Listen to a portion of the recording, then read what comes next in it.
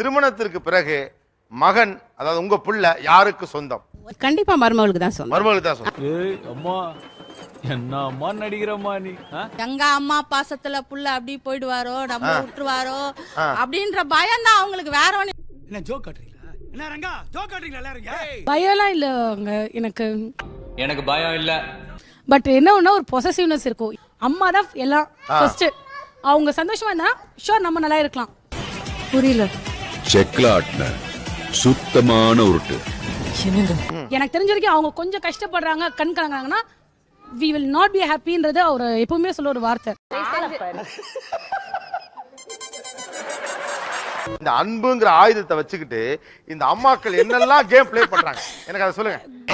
இவனை 10 மாசம் சுமந்து கஷ்டப்பட்டு பெத்த இந்த வயித்தை பிரண்டைய கொண்டே அடிச்சுக்கணும்.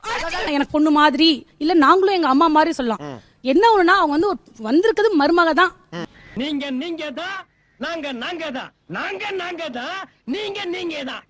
எது பேசலாம், ஏமா நீ அட்ஜஸ்ட் பண்ணிக்கமா, கொஞ்சம் அட்ஜஸ்ட் பண்ணிக்கமா. சுண்டான் சொல்றானுங்களா, பொண்டாட்டி அட்ஜஸ்ட் பண்ணிக்கன்னு சொல்ல மாட்டேன்றாங்களே. டேய் இப்படிலாம் பண்ணன்னு வச்சுக்கடா, நாசமா போயிருவடா, அழிஞ்சு போயிருவ. இந்த எண்ணத்தை மாத்திக்க, இல்லன்னா நீ அவ்வளவுதான்.